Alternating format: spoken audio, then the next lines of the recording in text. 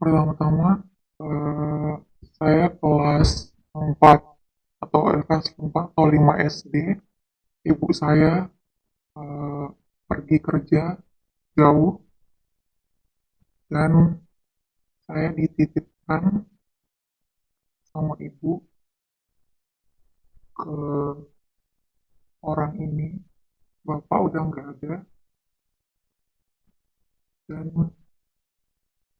setelah ibu pergi, sikap orang ini tiba-tiba berubah, tiba-tiba sering ngechat, sering nelpon, dan eee, setiap saya mau mandi,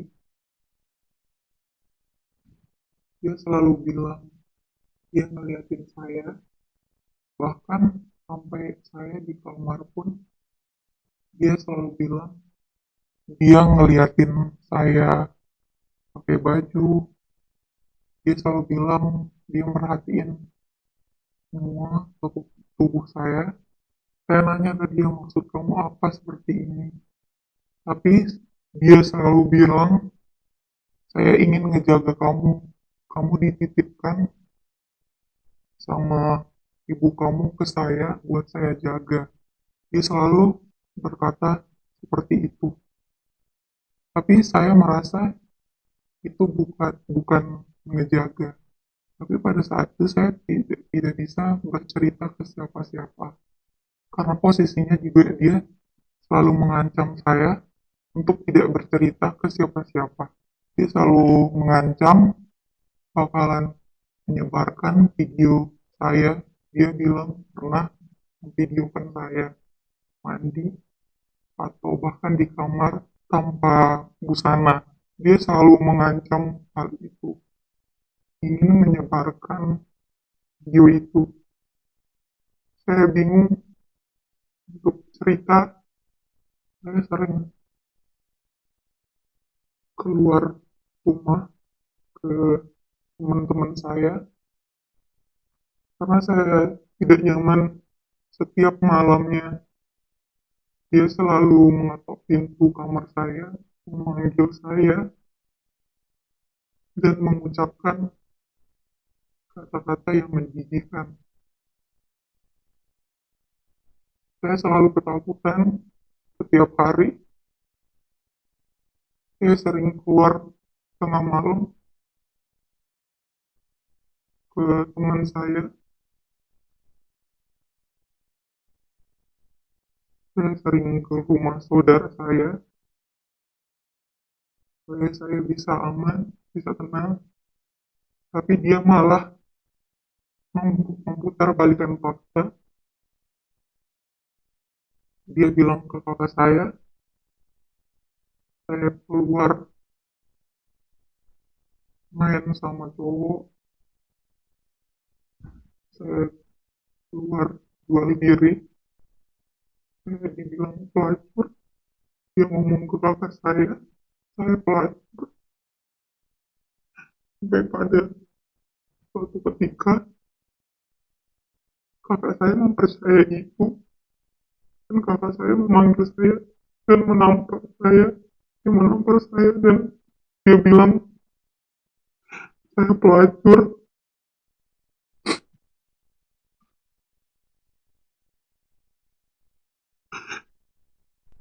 Saya selalu bilang ke kakak saya tidak melakukan itu. Tapi dia lebih mempercayai suaminya daripada saya. Dan dia selalu merasa yang dikatakan suaminya adalah benar. Karena saya sering keluar. Tapi itu hanya semata-mata saya ingin menenangkan diri. Saya takut. Tapi dia memutar balikan fakta. Dan dia sering bilang ke orang-orang dekat rumah,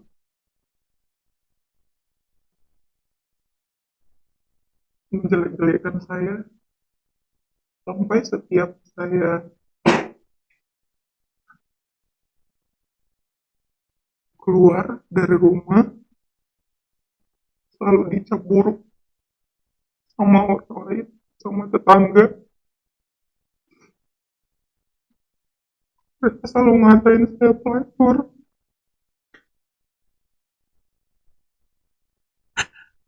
Saya risih. Mereka sering ngechat saya. Dan dia juga sering ngechat. Saya bilang, saya udah melihat semua tubuh kamu. Ngapain kamu tutupin lagi? Setiap saya berhijab di rumah, dia selalu kayak mencoba buat ngebuka hijab saya. Ngapain kamu berhijab? Terus saya juga semuanya udah ngelihat tubuh kamu. Dan setiap saya bangun, kan kalau saya lupa kunci pintu, tiba-tiba dia di kamar saya.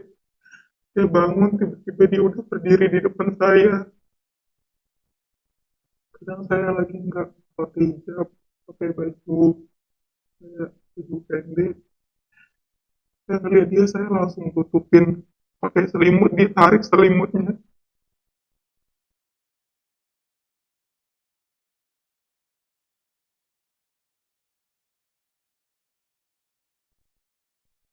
Saya pernah mencoba buat cerita ke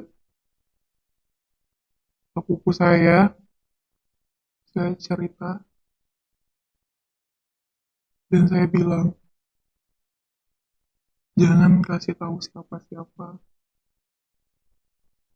karena saya takut dia bakalan berbuat nekat sama saya. Tapi dia malah cerita ke ibunya, ke bibi saya. Pada suatu ketika, saya bertemu sama bibi, dan dia ngomong ke saya, kamu bener nggak digituin, diperlakukan kayak gitu? Saya jawab, iya benar. Tapi malah mereka kayak nyalahin saya. Mungkin karena pakaian kamu, mungkin kamu pernah ngelawan sama dia, mungkin kamu pernah ngatain dia, perbaiki dulu cara pakaian kamu, katanya. Tapi dengan nada keras, kayak seolah-olah nyalahin saya. Padahal kejadiannya juga saat saya masih SD, saya tidak tahu apa-apa. Seorang anak SD dengan pakaian seperti biasa, kayak pakaian anak-anak main pada umumnya. Tapi malah yang disalahkan pakaian seperti itu. Padahal itu pakaian anak-anak pada umumnya. Karena kita masih mikirin main, kita nggak pernah mikirin hal-hal seperti itu. Sampai pada itu, saya nggak pernah mau cerita lagi ke siapapun.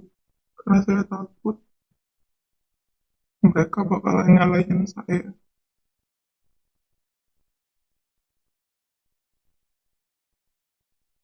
Sejak saya SMA, saya semakin banyak memiliki teman dewasa dari umur saya.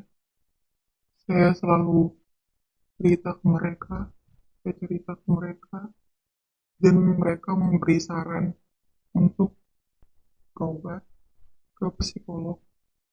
Karena saya tidak, karena saya selalu keinget kejadian itu, selalu menangis setiap saat, takut, dan pada suatu ketika saya mencoba untuk pergi ke puskesmas untuk ke poli jiwa. Saya memberitahukan masalah saya apa yang saya alami, dan mereka memberi saran untuk saya ke rumah sakit untuk pemeriksaan lebih lanjut.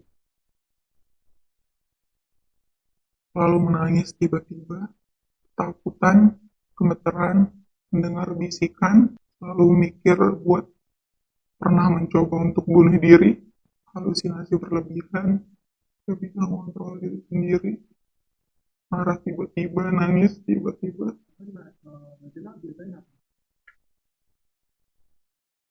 Cuman diem di kamar, nenangin diri. Kalau udah agak tenang, biasanya langsung pergi ke keluar, main ke rumah teman atau ke rumah saudara yang banyak orang, biar lebih tenang lagi. Saya pergi ke puskesmas untuk ke poli jiwa, dan saat itu dokternya tidak ada, adanya hari Rabu, dan saya disuruh untuk ke sana lagi untuk konsul. Dan setelah itu saya tidak berani lagi untuk ke sana karena banyak yang saya dengar kalau kita meminum obat dari psikolog, obat itu perlahan-lahan bakalan membuat memori kita hilang. Saya takut semua memori saya bakalan hilang, walaupun saya ingin menghilangkan memori buruk di dalam diri saya, tapi saya tidak mau memori bahagia di dalam diri saya bakalan ikut hilang. Karena saya takut juga orang tua saya tahu dengan kondisi saya.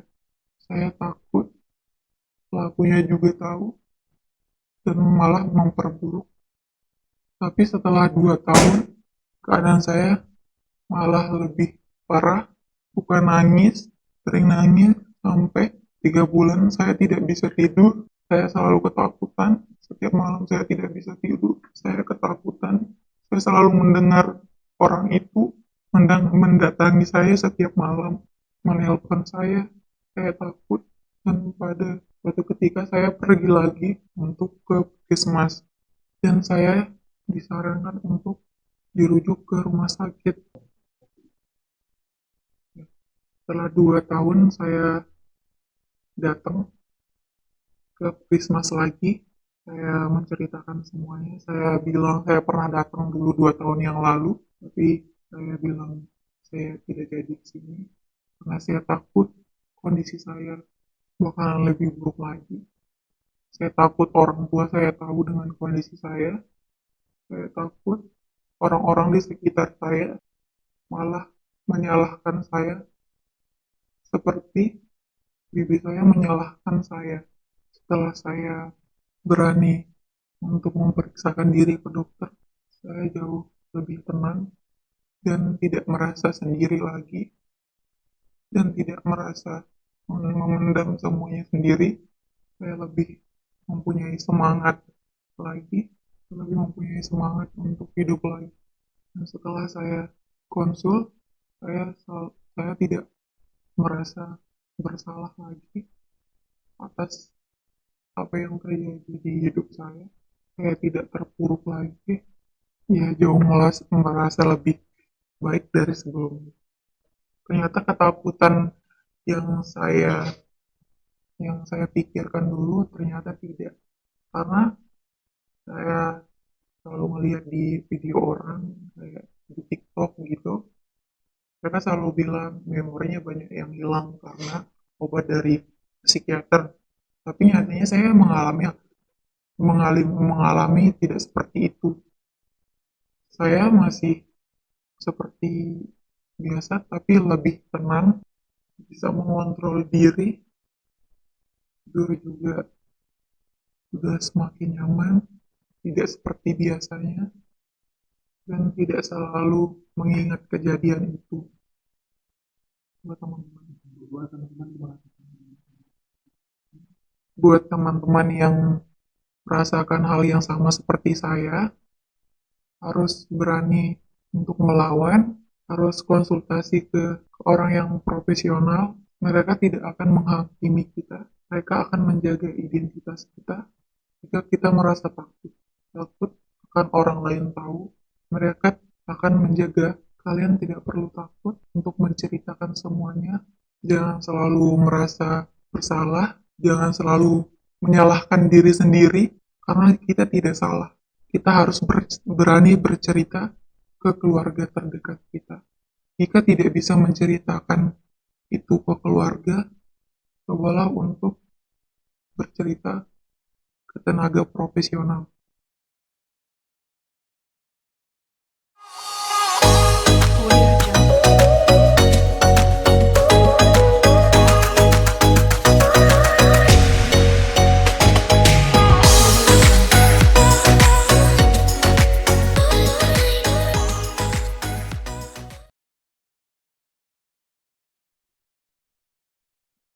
Hai sahabat jiwa dimanapun berada, kembali lagi bersama Tia di sini dalam acara Bincang Jiwa RSJ Mutiara Sukma.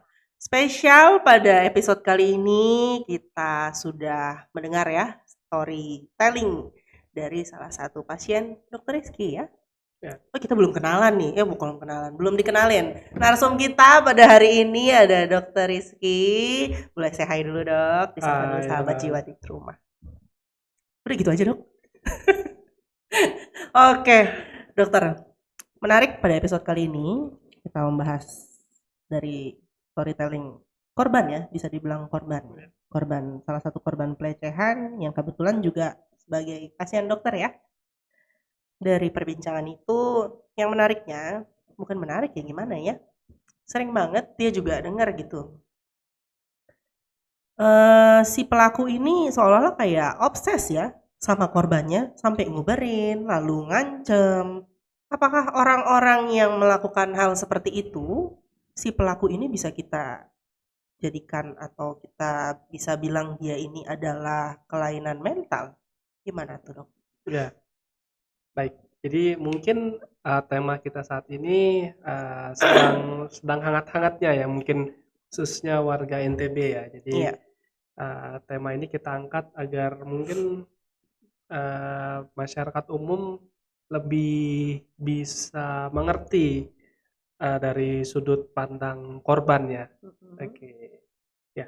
Tadi untuk pertanyaannya tadi terkait berarti ini pelaku dulu ya, kita bahas. Iya, Pelaku dulu baru korban ya.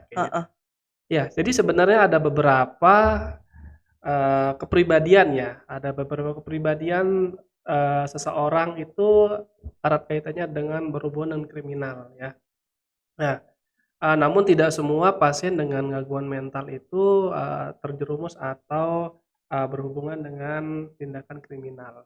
Namun ada beberapa memiliki tendensi atau memiliki peluang yang lebih besar. Tentunya apa sih yang melatar belakangi pelaku untuk melakukan tindakannya tersebut? Tentunya dari pengalaman experience sebelumnya. Ya, jadi sebagian besar pelaku adalah korban. Oh begitu? Ya. Korban? Ya. Dalam arti gimana? Jadi biasanya pelaku yang melakukan hal ini sebenarnya memiliki resiko atau memiliki riwayat sebelumnya adalah korban apa yang pernah dia alami atau pernah dia rasakan sebelumnya. Seperti itu. Contoh, misalkan pada pelecehan seksual, banyak biasanya korban itu atau ya pelaku itu merupakan waktu masa kecilnya atau masa remajanya itu pernah menjadi korban pelecehan seksual, sehingga secara di alam bawah sadarnya pasien tersebut akan jadi pelaku itu merupakan korban awalnya mungkin ketika dia masih kecil atau biasanya usia remaja dia pernah dilakukan sex abuse ya. Nah, apa yang mendasari itu adalah rasa dendam atau rasa keinginannya untuk melampiaskan kekesalannya dulu. Dan atau juga dia memiliki orientasi seksual yang berbeda atau masokis biasanya yang orang bilang. Jadi dia biasanya melakukan tindakan apa yang pernah dilakukan orang itu sebelumnya. Nah, jadi dari cerita tadi sedikit ya tangkap dia kayak si pelaku nih manipulatif gitu dok ya. Ya, Seolah-olah ya emang nggak kejadian apa-apa. Jadi si korban nih kayak dia yang senang sama pelaku gitu ya. ya, Ngejudge begitu jadinya ya. Manipulatif dong jadinya ya. diputar balik kayak Putar tadi. balik fakta betul. Ya, Iya, gimana tuh dok? seolah-olah eh, si korban ini atau pasien saya ini adalah orang yang tidak baik gitu ya. Betul Jadi betul. si pelaku ini melakukan manipulatif kepada lingkungannya ya, Mm-mm. baik dari tetangga, keluarga yang yang didesain untuk korban ini adalah orang yang tidak baik. Justru dia yang menyebabkan pelaku tersebut melakukan hal-hal tersebut. Iya Gitu. dan parahnya dok, orang-orang tuh percaya ya sama pelaku itu kebanyakan di Ya, mana-mana. Lebih trust sama pelakunya. ya, Heeh. Itu gimana tuh dok? ya. Jadi ada beberapa kepribadian yang mendasari atau yang melatar belakangi perilaku ini ya. Jadi namun tidak semua ya, namun ada beberapa hal yang kita perlu tilik, ada beberapa hal yang kita perlu dalami terkait dengan motif si pelaku ya. Jadi pelaku ini biasanya melakukan hal-hal ini tentunya sudah memperhitungkan dengan jauh-jauh hari, dan tentunya bisa jadi pelaku tersebut tidak hanya korban yang ini atau pasien saya, namun orang lain atau wanita lain biasanya pernah dia lakukan pelecehan, namun karena pelecehan ini kesannya tertutup, jadi banyak yang tidak diceritakan. Ya, jadi pengalaman ini dia pendam sampai suatu saat nanti dia akan menyebabkan psikopatologi atau menyebabkan suatu gangguan, akhirnya Iya. baru cerita. Iya. Sama seperti pasien saya yang ini, awalnya kan memang yang dirasakannya sudah lama ya, kurang lebih dari kecil, dari Tahunan ya, 6, ya. kurang lebih 5 sampai 6 tahun. Itu waktunya sangat lama ya berarti ya. Jadi stresor itu yang dia sudah pendam, dia sudah tahan, itu akhirnya dia tidak bisa pendam, akhirnya dia sempat berkeinginan untuk mengakhiri hidup kan, sempat ya. Iya. Nah, sebenarnya hal-hal ini yang perlu kita cermati, perlu kita aware ya untuk lingkungan kita seperti itu. Ngomong-ngomong tentang lingkungan dok, jadi sebelum kita bahas ke korbannya gitu ya, sahabat jiwa, dari lingkungan, kebanyakan ini pengalaman pribadi ya, dok. Sering yang kita dengar itu kalau kita misalnya dapat catcalling atau panggilan-panggilan yang kurang mengenakan, khususnya buat wanita gitu ya, yang disalahkan tuh wanita karena kurang sopan katanya dalam berpenampilan. Padahal yang kita tahu ya semestinya kalau emang itu nggak baik buat dilihat ya sudah dihindari gitu loh ya. Jangan malah makin ditonton atau di apa, apalagi sampai mengungkapkan bahasa-bahasa yang kurang mengenakan bagi kaum wanita. Itu gimana sih itu dok sebenarnya? Ya, jika membahas hal ini mungkin tentunya dari kedua belah pihak ya, antara laki-laki atau dan perempuan, atau bisa dikatakan tidak menutup kemungkinan bisa jadi korban itu bisa jadi laki-laki, bisa juga ya. Iya. Ya, jadi kita bisa katakan dari kedua belah pihak, antara yang dirugikan atau yang mengganggu bisa dikatakan. Nah, jadi hal ini perlu kita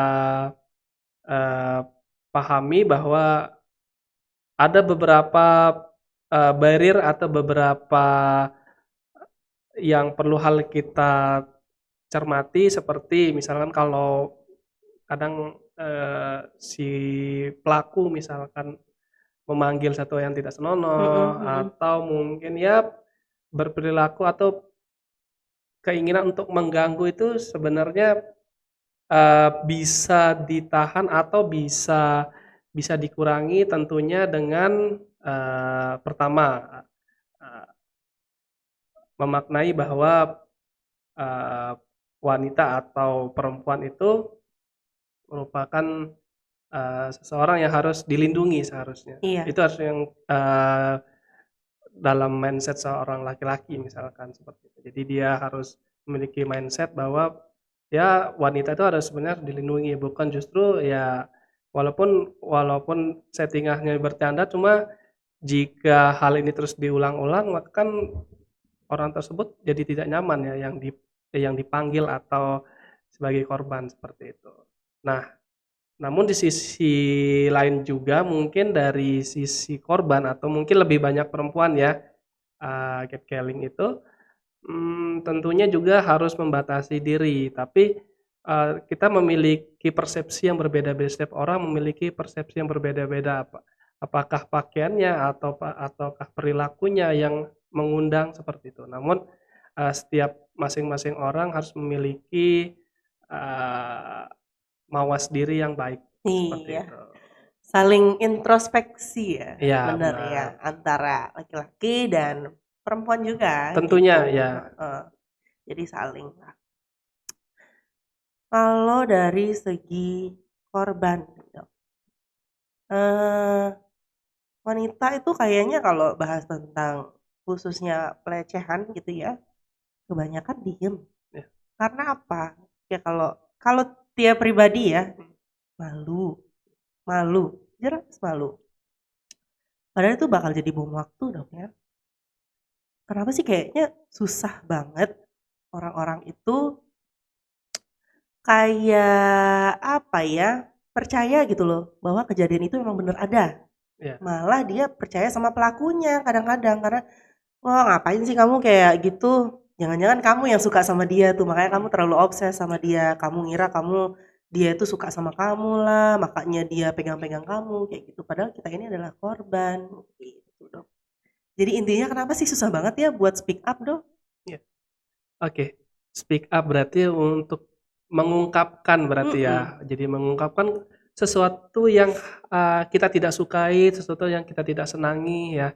Namun dalam, dunia psikiatri ya kita mengenal ada namanya defense mechanism ya, atau mekanisme pertahanan. Jadi ketika kita menemukan satu hal yang tidak sesuai dengan keinginan, tidak sesuai dengan, ekspektasi kita, nah biasanya, defense mechanism itu, eee, bergerak atau merespon. Nah, yang tadi yang tidak bisa speak up itu istilah namanya represi.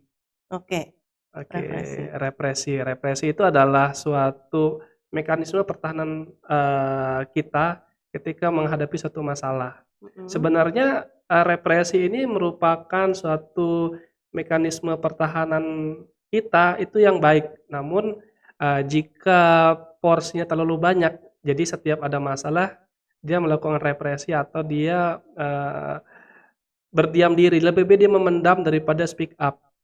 Lebih baik dia, eee, diem, tidak bercerita, itu yang biasanya, orang, korban pelecehan seksual sering alami. Jadi memang ada beberapa, mekanisme pertahanan, ada yang acting out. Acting out itu justru dia ketika sesuatu hal yang tidak sesuai dengan keinginannya, dia justru marah, impulsif, mmm, kadang sampai marah, kadang sampai berontak, kadang sampai melempar, seperti itu. Nah, itu berbalik dari acting out itu adalah represi tadi. Jadi, salah satu, defense mechanism alami yang kita miliki, namun, porsinya setiap orang memiliki porsi yang berbeda-beda. Nah, bagaimana represi ini lebih dominan pada pasien dengan, pelecehan seksual, karena yang kita bisa alami ya, atau yang bisa kita, pahami mungkin dari cerita yang tadi, pertama, kepercayaan dirinya rendah, oke. ya. Jadi kepercayaan diri rendah itu atau self esteem yang rendah, dapat meningkatkan, defense mechanism, represi yang tinggi. Jadi dia, lebih baik saya diam aja, saya terima aja, saya Mhm nerima aja. mhm. Nah, justru itu yang menjadi sebenarnya, eee, apa ya, jadi bumerang buat kita. Iya benar. Niatnya untuk, tidak speak up atau memendam perasaan itu justru menjadi bom waktu seperti Mbak Tia tadi disebutkan ya, segala sesuatu hal yang kita pendam, yang kita tidak sukai terlalu lama terakumulasi sehingga muncullah beberapa psikopatologi ya, seperti mungkin si korban tadi kebetulan pasien saya bisa mengalami depresi atau mungkin ada suatu trauma yang berat ya, seperti itu. Iya, jadi kan seolah-olah korban ini ibaratnya kayak sudah jatuh tertimpa tangga pula. Ya, Sudah dilecehkan, terus dapat juga kena mental gitu. Karena dia memendam, akhirnya mengarah ke cemas, gangguan cemas dan depresi. Bahkan mungkin pernah ada teman-teman atau sahabat jiwa pengen mengakhiri hidup barangkali ya, Ya. Dok ya.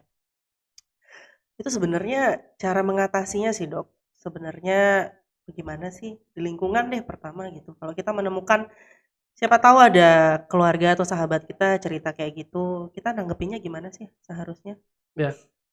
Tentunya kita sebagai sahabat, sebagai keluarga, sebagai orang terdekat dari korban, tentunya kita harus mendengar keluhannya dulu ya. Mm-mm. Kita mendengar keluhannya dulu, kita identifikasi kira-kira benar nggak kejadian yang dia utarakan seperti itu. Kalaupun benar, kita harus benar-benar cermat kira-kira lokasinya di mana ya, pelakunya siapa. Nah, pelakunya ini sebenarnya sebagian besar adalah orang terdekat.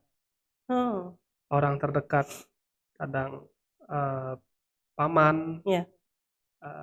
ipar, ya, Lingkungan kita ya, yang lingkungan, terdekat sama kita. bahkan orang tua. Iya, ada Mungkin pemberitaan. ada pemberitaan ya Betul, seperti betul. itu. Jadi ada unsur ketakutan di sana, ada unsur istilahnya tidak enak hati untuk melaporkan pelaku itu adalah salah satu anggota keluarga kita atau orang terdekat kita, seperti itu. Nah, jadi tadi yang pertama kita harus mendengar dulu cerita dari korban atau teman atau keluarga kita. Yang kedua tentunya dari sisi korban harus terbuka dan harus cerita, karena ketika masalah ini terus berlanjut bisa jadi nanti si pelaku justru lebih senang karena lebih menguntungkan korban, lebih menguntungkan pelaku seperti itu.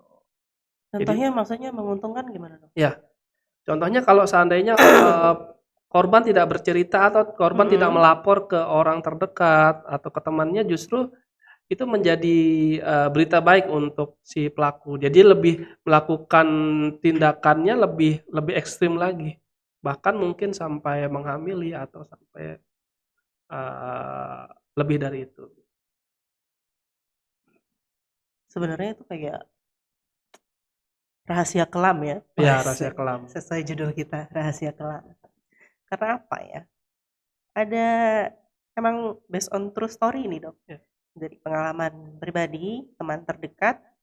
Jadi dia pendam setelah dia berkeluarga, itu juga jadi apa ya? Cerita kelamnya dia sendiri. Ya. Karena dia takut pasangannya tahu dan nggak mau nerima dia. Kayak gitu, Ya. Dok. Kayak lingkaran setan ya jadi ya. Iya, bener. Yang paling merasa tersakiti kayaknya korban ya Korban, jadinya ya. ya. Tetap paling terpuruk kayaknya ya Iya. sahabat jiwa ya kalau jadi korban. Ada unsur trauma juga mungkin. Betul, yang kena sehat mental, gangguan kesehatan mental karena terus dipendam adalah korban, yang trauma juga korban, yang jadi korban di lingkungan, Iya. sama pasangan barunya atau sama keluarga terdekatnya jadi canggung atau Iya. bagaimana juga korban jadinya ya. Iya, tentunya juga dari segi korban ada beberapa korban atau beberapa pasien yang mengalami pelecehan khususnya pelecehan seksual memiliki tingkat kepercayaan diri untuk mengenal dengan lawan jenis itu memiliki trauma. Ya, takut akan dilakukan hal yang sama sebelumnya. Jadi bisa dikatakan sulit menjalin hubungan asmara dengan calon pasangannya seperti itu. Iya, padahal yang harusnya semestinya mendapat sanksi seperti itu ya adalah si pelaku Si pelaku pastinya. seharusnya. Iya, begitu jadinya, Dok. Jadi itulah sisi kelam dari pelaku sex abuse ya. Benar banget, Dok. Ya. Kalau misalnya nih, suatu saat ada kejadian memang kita atau orang terdekat kita mengalami hal itu, cara kita menyikapinya kayak gimana, Dok? Berarti ini kita sebagai orang terdekat korban. Orang berarti. terdekat dan siapa tahu mungkin kita ke depannya sempat jadi korban Ya. nantinya. Cara Oke. kita buat menyikapi, apa kita harus pukul dia kali langsung? Ya. Gimana Tentunya tuh? untuk respon setiap orang kan berbeda-beda ya, Ya. dari latar belakang, dari psikodinamika yang membentuk individu tersebut ya. Ada yang langsung menolak mungkin tadi ya, ketika diganggu, wah langsung merespon. Ya. Saya nggak suka, saya merasa dilecehkan seperti itu. Namun sayangnya tidak semua wanita atau tidak semua korban merespon seperti itu. Justru sebaliknya, ketika dilecehkan, ketika dilakukan dengan perbuatan tidak baik, justru diam, justru tidak bercerita. Ini yang justru yang berbahaya. Nah, caranya yang pertama harus korban memiliki teman dekat dulu. Nah, memiliki teman dekat, ketika sudah memiliki teman dekat, mungkin bisa bercerita.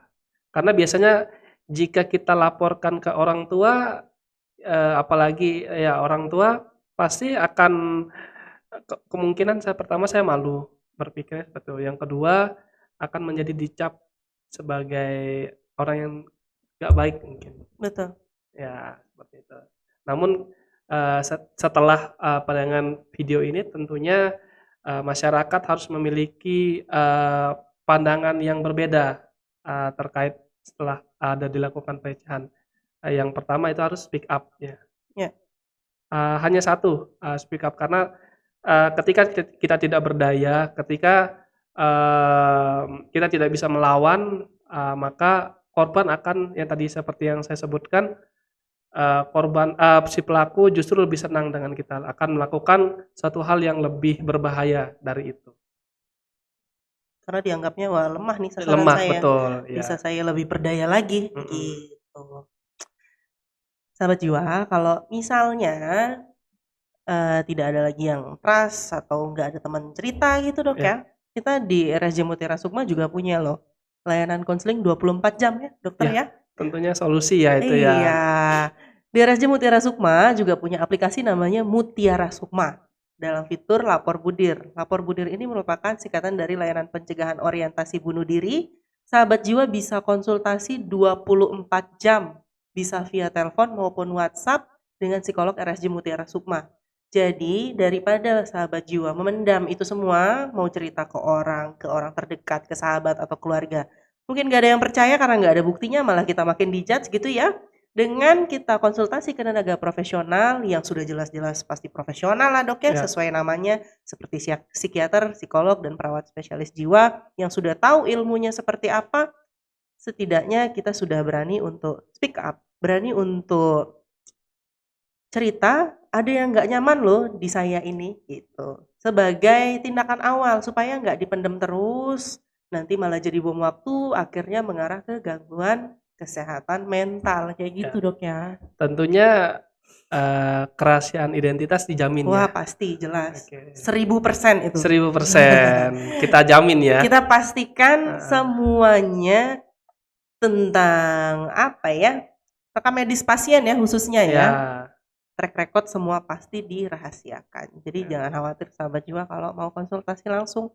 Atau kalau misalnya hari Minggu mampir gitu ya ke Car Free Day, main-main Car Free Day, kita di situ tetap buka stand dalam layanan pojok healing RSJ Mutiara Sukma. Gratis juga layanannya. Nanti bakal ketemu sama psikiater, ada Dokter Rizky dan psikiater-psikiater kece lainnya, ada juga psikolog di situ. Jadi harus berani bercerita, harus berani speak up. Itu menandakan bahwa kita ini kuat. Jangan mau ditindas, jangan mau diinjak-injak, apalagi kita merasa diri kita lemah. Kalian harus sembuh. Mungkin bagi para korban pelecehan, speak up adalah hal yang paling sulit untuk dilakukan. Tetapi satu hal yang harus kita sadari, yang harusnya malu adalah dia, bukan kita. Yang harusnya menanggung beban moral adalah dia sebagai pelaku. Sekali lagi bukan kita. Jika dia melakukan hal itu, teriak saja yang keras dan katakan dia seharusnya yang malu dengan perbuatannya. Biarkan semua orang tahu bahwa dia pelaku pelecehan. Bukan aku yang harusnya diam dan ketakutan, tetapi dia. Sekali lagi, bukan aku yang harusnya malu, tapi dia sebagai pelaku pelecehan yang tidak bermoral. Jadi gitu ya dok ya. Harus berani speak up. Setelah ini mungkin di luar sana banyak korban-korban lainnya. Yuk dimulai dari kita download dulu aplikasinya Mutiara Sukma, boleh curhat 24 jam dalam fitur lapor budir. Dimulai dari situ aja sudah merupakan langkah awal yang berimpact besar untuk nantinya, gitu dok ya. Ya, karena langkah besar tidak akan terjadi jika tidak diawali dengan langkah yang kecil. Langkah kecil seperti itu. Dokter Rizky, mungkin itu aja yang Baik. kita bisa bahas pada episode kali ini. Semoga teman-teman di luar sana sebagai korban tetap semangat. Jangan lupa sekali lagi lapor budir dalam aplikasi Mutiara Sukma. Semoga kita sehat selalu ya, sehat fisik maupun sehat mental. Amin. Dokter Rizky, terima kasih sudah meluangkan waktunya. Terima kasih juga Mbak Tia. Sudah memfasilitasi kita dengan pasiennya yang sangat luar biasa. Materinya pada semoga menjadi inspirasi. Betul banget. Untuk speak up tentunya. Speak up. Jadi berani untuk speak up ya sahabat jiwa di rumah. Akhir kata Tia dan Dokter Rizky di sini pamit undur diri. Mohon maaf apabila ada kesalahan penyebutan atau ada yang merasa kurang nyaman dengan perbincangan kita gitu dokter ya. Tia dan Dokter Rizky di sini mohon maaf. See you and bye bye.